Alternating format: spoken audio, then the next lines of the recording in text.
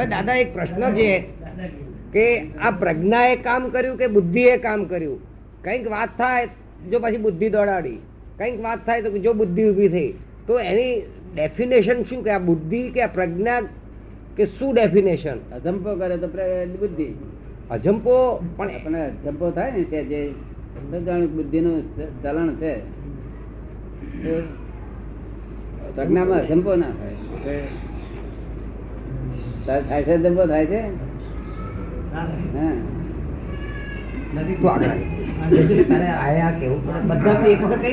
ડબરાઈ ના કહેવાય. વગર અજંપે માણસ કે ભાઈ આમ કરો નથી વાપરવી બુદ્ધિ તોય બુદ્ધિ જ વપરાય. હા પણ એ તાર કહેવા માંગી છે પણ ખબર પડવી જોઈએ, આપણે ખબર પડવી જોઈએ કે આ બુદ્ધિ ના એ જંપી દે. એ ડેફિનેશન આપો ને પણ કે ભાઈ આ જ્ઞાન ને આ જ્ઞાન ઇમોશનલ કરાવડા છે. એવું નથી.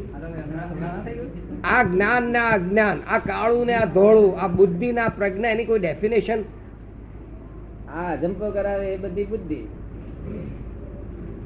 એ બુદ્ધિ ને આપડે કેવું પડે કે એ બુદ્ધિ આવે તમારે પિયર જાઓ સાસરે જાઓ તમે તો જાઓ અમારે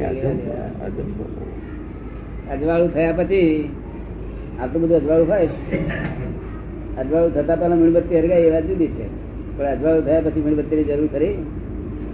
એટલે એ બુદ્ધિ અજવાળું થયા પછી જરૂર નથી. અમારે જ બુદ્ધિ નથી ને અમે તો પછી મૌન રહેવું એ બુદ્ધિ બુદ્ધિ ના દોડાઈ કહેવાય? રાખ્યું રે નહીં રહ્યો કોક તો, કારણ કે બુદ્ધિ તો આવવાની જ ને.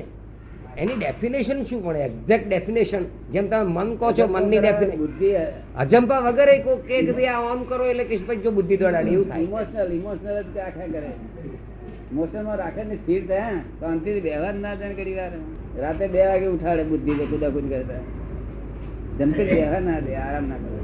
સારી વાત જો તમે જ્ઞાતા દ્રષ્ટા રહેવું તો જ બુદ્ધિ ના વપરાય. જ્ઞાતા દ્રષ્ટા રહે તો જ બુદ્ધિ ના વપરાય. જ્ઞાતા દ્રષ્ટા રહે એટલે પછી કશું બુદ્ધિ નો વાંધો નહીં. બુદ્ધિ વપરાય કેવી રીતે? જ્ઞાતા દ્રષ્ટા રહે એટલે પછી કશું રહ્યું જ નહીં. છેલ્લું સ્ટેશન એ બુદ્ધિ જ્ઞાતા દ્રષ્ટા રહેવા ના દે ને.